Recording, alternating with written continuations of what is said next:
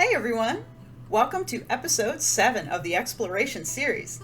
In this series, we pick a familiar favorite and explore some different versions of it from around the world. I'm Amy, and in this episode, we're starting a new exploration. So hold on to your hats because we're taking a taco trip starting at the West Coast and heading east. Today, we're heading to Baja, California in Mexico and San Diego in the United States for some Baja-style fish tacos. The most common Baja fish taco today is historically pretty new. This specific style being commonly credited to Ralph Rubio, who opened Rubio's Fresh Mexican Grill in 1983 and made the Baja-style fried fish with slaw and sauce famous outside Southern California and Mexico. But it was actually surfers in the 1950s and 60s who brought it to the United States after having the wondrousness that is the fish taco while surfing in Baja, California in Mexico, where the fish taco has been enjoyed in many forms by the native people there for hundreds of years. We're going to make the specific style of taco with the battered fried fish, slaw, and a flavorful crema type sauce on a warm corn tortilla, which is the style most commonly being referenced when talked about a Baja style taco. It's the one that evolved in San Diego and is still served all over the world. So let's get cooking. We'll start with the sauce because this is really easy and it comes together so fast that we can whip this up and move on to the next step in minutes. I'm using this NutriBullet blender because the amount of sauce we're making is way too small for the big blender. We need a half a cup of sour cream and a half cup of mayonnaise. We need about a quarter cup of chopped cilantro, although if you really love cilantro, you can go a little heavy on that quarter cup. Next is a quarter cup of ketchup, but you could also use sriracha if you prefer sriracha to regular ketchup. Next is a tablespoon of lime juice, which is roughly the juice from one lime, and I would highly recommend using fresh squeezed if you can. The flavor is just much brighter and it adds a nice fresh tang to this sauce. Add 2 teaspoons of salt and about a teaspoon of freshly ground black pepper, and that is everything. Now just blend this all up until everything is smooth and creamy. If you're using a blender like this, you may need to scrape everything down once or twice to get it all to mix well. But after about 2 minutes, here is our bright, tangy, really fresh tasting sauce. This sauce packs a punch of flavor. The tangy sour cream, the sweetness from the ketchup, the fresh herbiness of the cilantro, it's just perfect and a little goes a very long way. Since we don't need this just yet though, we're going to pour this into a squeeze bottle so we can make fancy little drizzles on our tacos and pop this into the fridge for later. This sauce could also probably go on about 1 billion other things too, so having way more than I needed for these tacos just doesn't matter in the least. I'm just going to drown everything in this until it's gone, and then I'm going to make some more.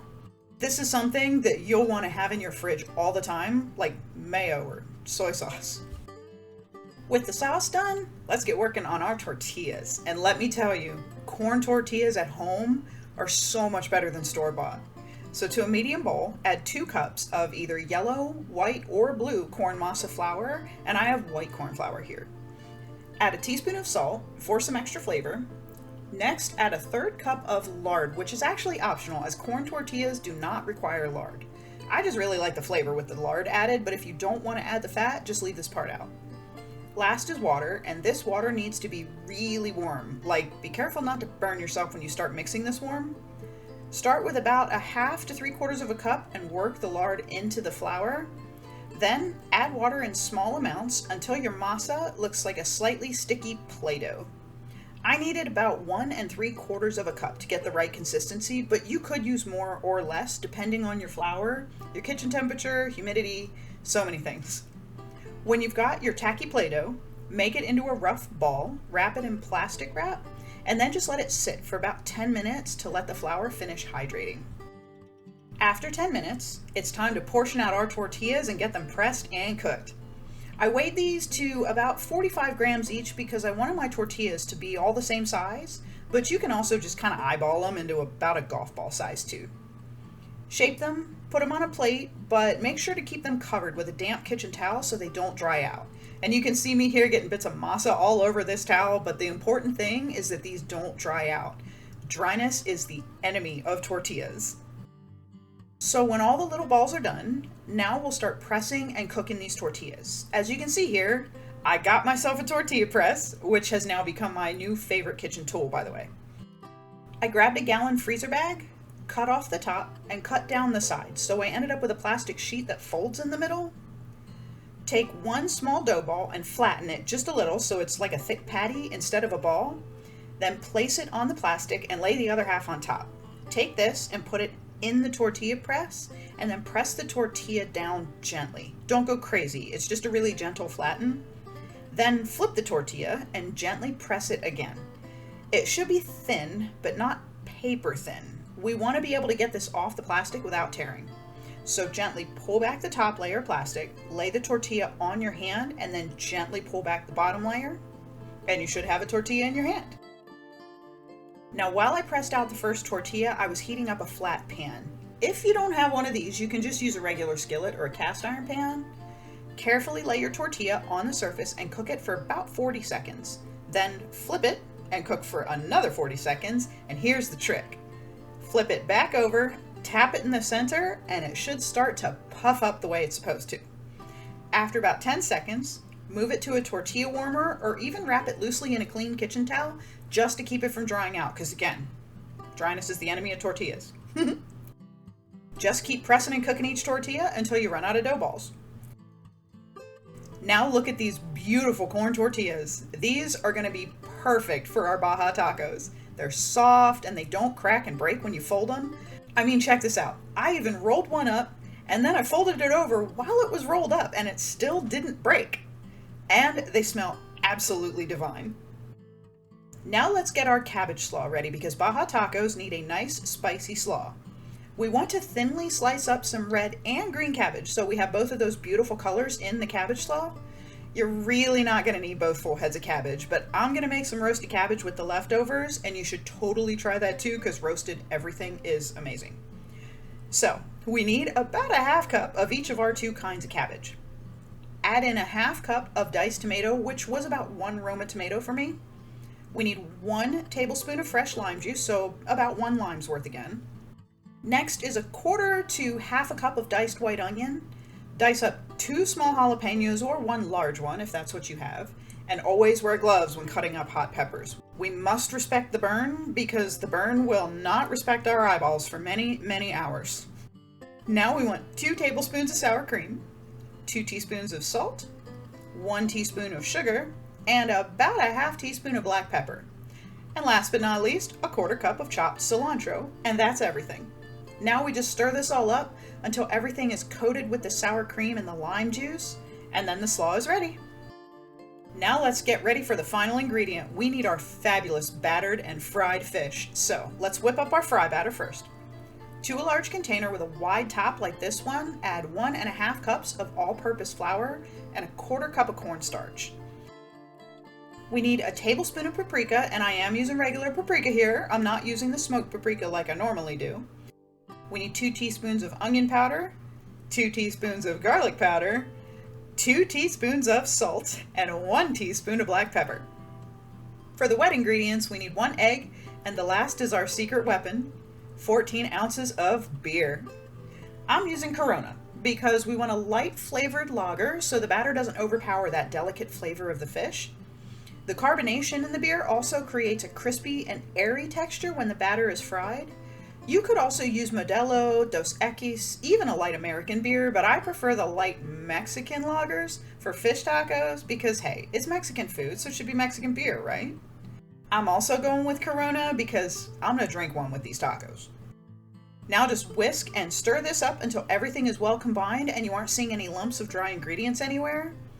Also, this made way more batter than I needed for the fish, so I'm going to batter and fry like everything in my fridge. Okay, in another wide top container, we're going to get our dry dredge ready. Add 1 cup of all-purpose flour, a teaspoon of salt, and a half teaspoon of black pepper. Give it a good stir, and that's it for that. Now we want to heat up our frying oil because we need this to get to 350 Fahrenheit to fry our fish. I'm using a Dutch oven, but you could also just use a stainless steel pot. I also got a baking sheet here and put some cooling racks on it for when I get the fish out of the oil, since I don't have baking sheets that came with the racks. You can also just put some paper towels on a plate to soak up extra oil. Okay, let's finish these tacos. This is about a pound of cod, but you could use any white fish like halibut, mahi-mahi, tilapia, even sea bass. I'm cutting these up into smaller pieces, but you can make them whatever size you like. If you want a huge strip of fish in your taco, you could even just cut these in half lengthwise and stop there. We like smaller bite-sized pieces though, so I cut each in half lengthwise and then again into thirds, which was the perfect size for us. Remove any scales or bones that you find if you don't want to be biting into that stuff. Make sure your flour dredge and your beer batter are in easy reach of the frying pot because this can get messy. I have mine on the stove like right next to the pot. Roll the fish around in the flour so it's coated on all sides. This is called dredging. Then do the same in the batter and make sure each piece is completely covered with the batter. You shouldn't be able to see any fish at all. You can also do a bunch at a time and just let them sit in the batter until you're ready to put them in the oil. Then use some tongs and put them in the oil so you don't get hot oil splashes. You'll want to fry these in batches because we don't want to crowd the pot. Putting too many in the pot at the same time can make the oil get too cool, which can result in fish that is not crispy and airy and wonderful, but can end up being nasty, soggy, oily chunks of disappointment and despair. And if that wasn't bad enough, they can also stick together. So yeah, don't put too many in the pot at the same time. Fry these for about 2 to 3 minutes per side, or about 5 to 6 minutes total, and use a metal slotted spoon or spider to get them out of the oil and onto your rack to drip, or the plate with paper towels. Then just keep going until all the fish is fried and amazing. Okay, so now we're ready to put these tacos together. We have our beautiful corn tortillas, our flavorful sauce, fresh slaw, and look at that fish. That fish is amazing. The batter is perfect, nice and crispy, and the color light and golden. I can't wait to eat this. So one of the signatures of a Baja taco is that the tortilla should be nice and warm. So I grabbed my flat pan again and heated up a couple tortillas. It took about 30 seconds and then I was ready to make these things. To start, we're gonna drizzle on some of that awesome sauce on both of these tortillas. Next, layer on some of the fresh cabbage slaw, and you can go as heavy or as light as you want with anything here. So if you just love cabbage slaw, go as heavy as you want with this part.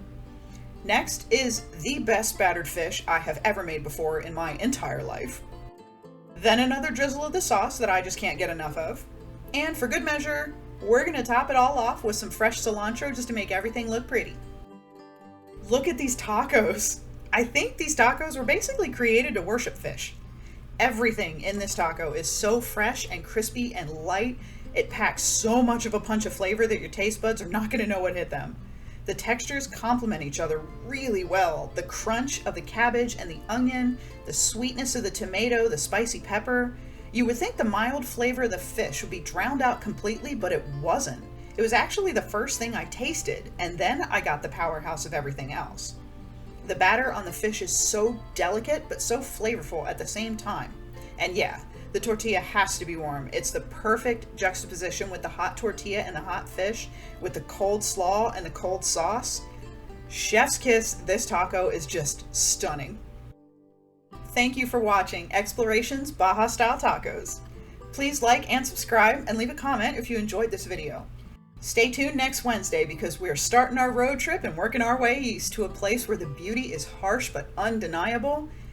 Almost everything you meet is indeed trying to kill you, but the sunsets are the best in the world and the tacos are Sonoran perfection.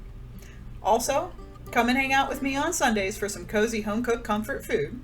I hope you have a fabulous week, and I'll see you next Wednesday for some more exploring. Bye!